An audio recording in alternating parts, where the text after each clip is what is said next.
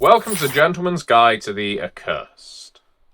Now, there are some sorcerers who would have you believe that their lineage is tightly regimented and disciplined, an army of accursed. And in fact, they would say that of all the accursed, none of them know magic, curses, or spells better than the sorcerers, because they are governed and they adhere to codes of loyalty, of heritage, of respect. Now, this may be true for the Premier, for the network, and even the Faceless in a sort of underground kind of a way, but the Unburdened?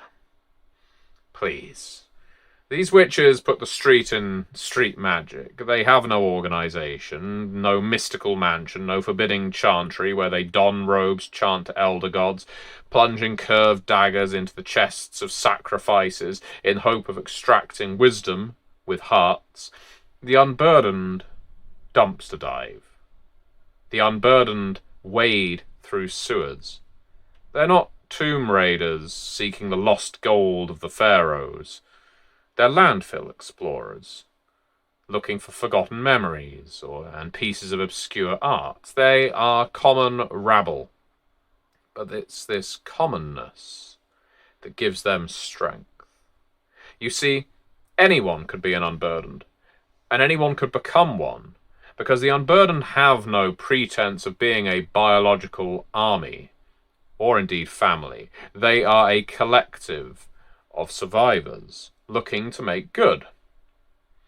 They're resourceful, they are smart, and when they want to be, they are deadly. The Unburdened may not know each other by name and by descent, but they recognise a graffiti tag. They recognise a spell cast in a unique and flavourful way. They know when the territory they are entering belongs to someone else. They have their own codes of conduct, utterly impenetrable to calcified orders of sorcerers. Now, here's the truth, my lovely viewers. The pure, unfiltered truth. You pass the Unburdened every day you walk down the street and drive through the city.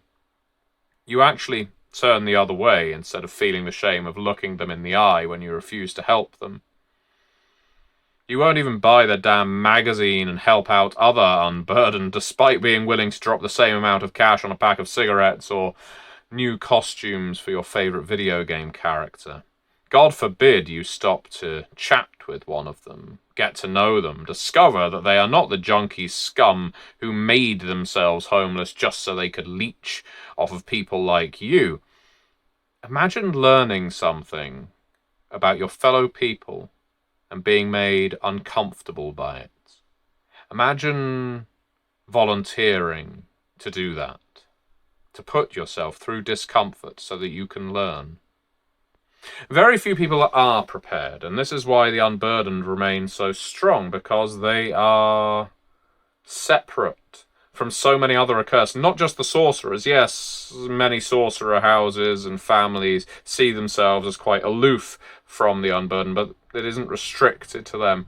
The Unburdened fade out from the mind's eye very easily indeed. It's best to just pretend, most accursed say, that they don't exist. And they say the Faceless are the hidden ones. The Faceless construct elaborate schemes, false identities, and shell corporations to conceal their identities. The Unburdened just go without a wash for a few days, sit on the stoop of a vacated building and share a bottle with some buddies, and nobody will look twice at them. These sorcerers discuss matters of liminality, territory, heirlooms, and outsiders, in plain view of the world rushing around them, because they know nobody will listen to them. It's wonderful. It's sad. It's basically how they started.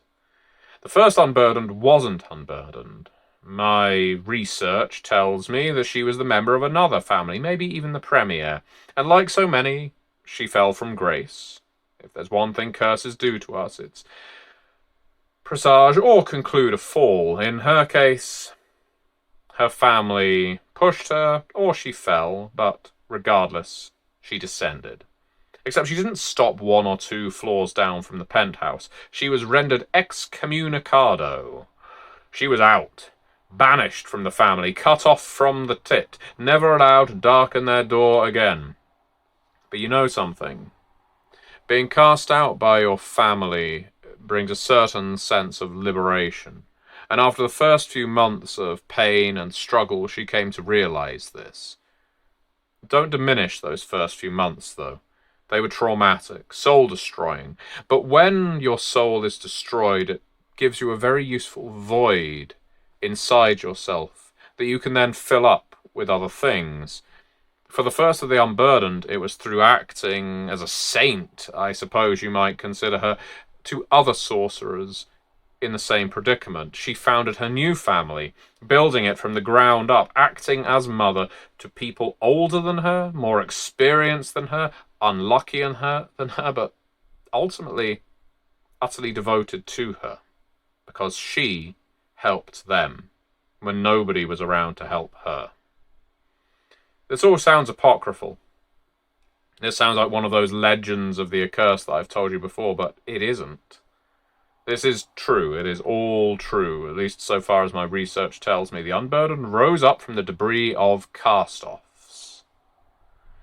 And even today, that's how they make their magic. They cast off that which is valuable to them. They make art, they salvage an antique, they create, and then they sacrifice it.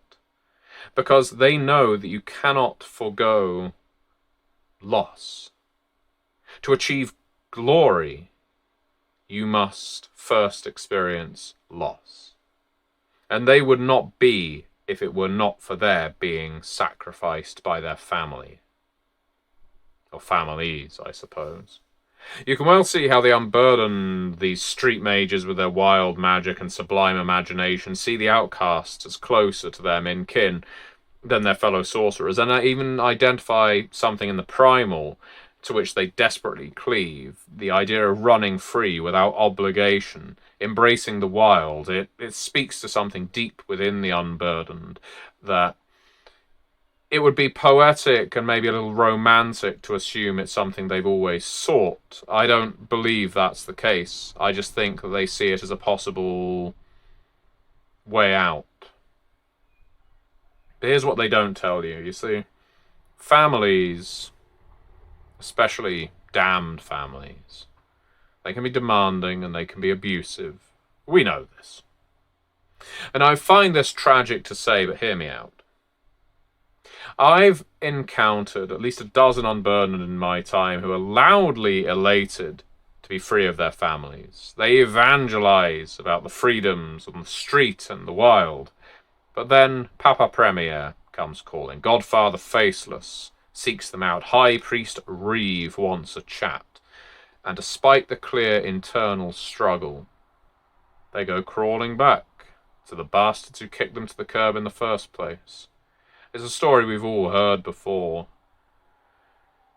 You sometimes think that just because you have magic at your disposal, you won't be as susceptible to the same manipulations, the same plays on emotion, the same tugging of strings that goes on in any mundane relationship, especially a toxic one. But in the end, all of us are children, no matter how old we are.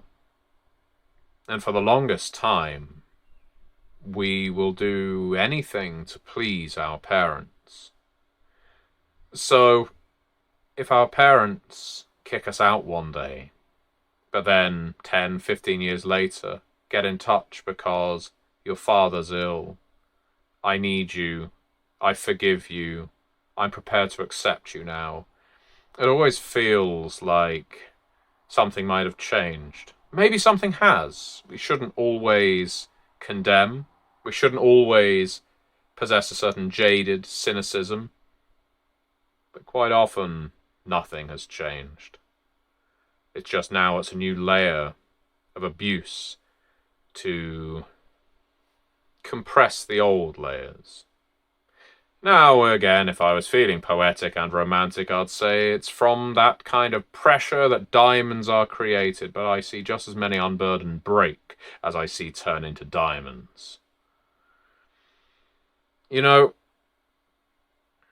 this whole paradox of being unburdened, it speaks to a schism that exists within the family. There are those who cut all ties and burn the ends, sometimes even murdering the families that spawned them. Now, that's a rarity, but it does happen. We call them the comrades, though they have plenty of less friendly epithets. Then there are those always prepared to grant a second chance to their abusers. After all, if they hadn't been given a second chance themselves by the unburdened, where would they be? Best to pay it forward or perhaps back. Lead by example and all that. These ones are called roaches. It's a name they don't apply to themselves, but there is a fairly firm divide between either end of the unburdened spectrum. Plenty in the middle, but some very much of the view that you can't just condemn your family for mistakes they might have made, while others are saying, fuck your family. You know, I spoke of that woman who was cast out from her house and became the first unburdened. I do wonder what became of her. Did she stay out or did she return home? Did she toe the hard line of her comrades or show the flexibility of the roaches? Was she Egyptian, Chinese, Indian, French, American, Paraguayan? In the end, does it matter? Does it matter when a real person becomes a myth, a legend, an inspiration? What matters is the message, and any unburdened would tell you this. Ignore the labels, they would say. Make magic with your freedom from possessions and restrictions, they claim. Embrace your fellow cast-offs. Become unburdened. Never look back to the past, because the past is history.